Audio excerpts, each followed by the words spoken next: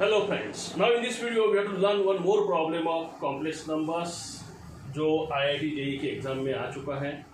क्या है problem? Z and omega, अभी ओमेगा बोलिए डब्ल्यू बोलिए जो भी सिंबल आपको बोलना है, are two non zero complex number such that modulus of z is equal to modulus omega, modulus of z is equal to modulus of omega. वैसे दोनों ग्रीक सिंबल्स है, ये ग्रीक में कैपिटल में होता है और ये स्मॉल में होता है, ये ओमेगा कहलाता है, ये और कुछ है, लेकिन ठीक है फिलहाल जेड और ओमेगा यूज कीजिए जो हम कॉमन यूज करते हैं। And argument of z plus argument of omega is equal to pi. दो कंडीशंस दिए, modulus of z is equal to modulus of omega है, argument of z plus argument of omega is equal to pi है, plus और then z equals to what, हमें दिखाना है Z की value omega के टर्म में इस तरह से किसी में से एक की तरह आएगी। 4 ऑप्शंस है। क्या है कंडीशन? कंडीशन है ये दोनों इक्वल है, modulus of z equal to modulus of omega है। मॉड्यूलस क्या होता है?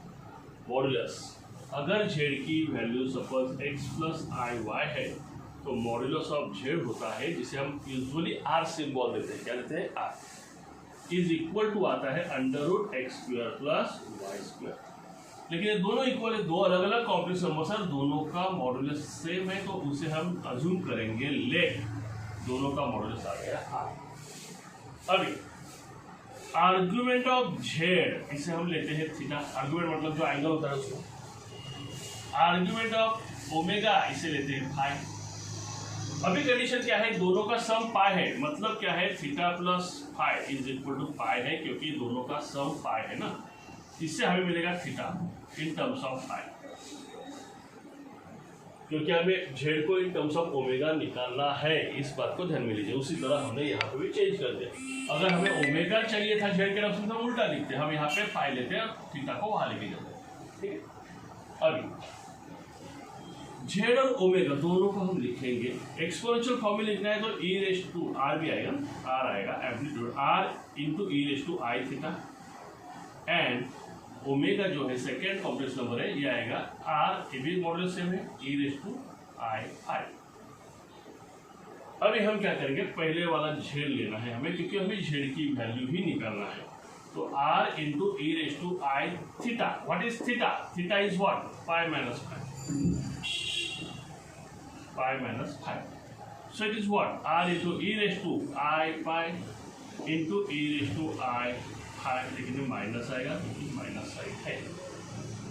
अभी ये क्या है? E raise to minus i five, ये कॉम्प्लेक्स नंबर का कॉन्जुगेट होता है, यानी यहाँ पे अगर प्लस है और इस तरह का सिंबल आ गया तो ये हो जाता है माइनस कॉन्जुगेट, बराबर। ये क्या है? तो ये निकालना पड़ेगा, e raise to i pi is equal to e raise to i pi, polar form में लिखते तो जल्दी आएगा क्योंकि एंगल दिया है ना मैंने, पाई, पाई मतलब 180, तो पोलर फॉर्म क्या है? Cos theta plus i sine theta. R की वैल्यू हमने यहाँ पे ली नहीं है, 1 ली है, तो कॉस थीटा मतलब cos pi plus i sine theta मतलब साइन पाई।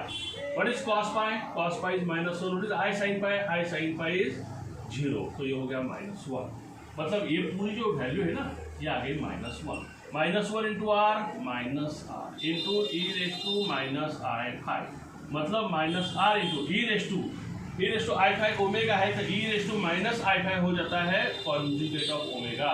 यानी अगर omega suppose a plus i b है तो कॉन्जुगेट ऑफ ओमेगा हो जाता है ए माइनस आई बी, जिसे हम इस सिंबल से दिखाते हैं अगर उसका आर्गुमेंट है फाइव, करेक्ट? नहीं, यहाँ पे आएगा ई रेस टू आई फाइव, यहाँ पे माइनस आएगा, और अगर हमने आर लिया है तो यहाँ पे आर भी आएगा।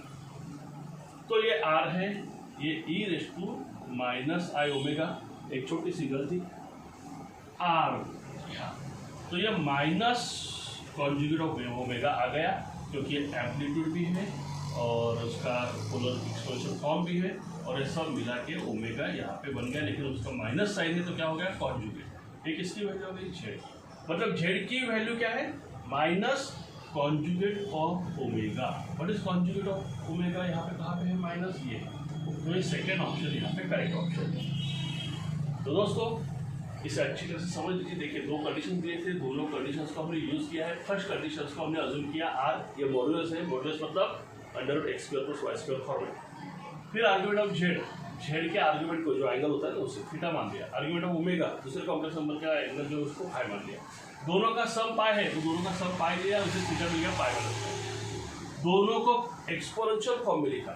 ये सब हमने देखा है हमारी वीडियोस में, पहले वाले 4-5 वीडियोस के पहले देख लीजिए। So z equal to r e raise to i theta and omega equal to r e raise to i phi. फिर जेड की वैल्यू को हमने चेंज किया, थीटा को चेंज किया इससे पाई माइनस पाई। सो ये सेपरेट किया, एक्सपोनेंशियल रूल हो जाएगा ना, हाँ तो सेपरेट हो गया, बट फ्रैक्शन फॉर्म में आ गया e raise to i phi minus e raise to minus sine के साथ minus i phi, i common था दोनों के। इसकी वैल्यू हमने निकाल ली, इसकी वैल्यू आ गई -1 क्योंकि पाई है ना, cos pi plus i sine pi, cos pi -1 है, -1 into r minus r into e raise to. अब ये पूरी टर्म क्या है, ओमेगा है, लेकिन ओमेगा के साथ साइन अगर हमें माइनस आता है तो कॉन्जुगेट हो गया, क्या हो गया कॉन्जुगेट, और साथ में माइनस साइन बाहर भी है -1 के कारण, तो minus of conjugate of omega ये हो गई जेड की वैल्यू।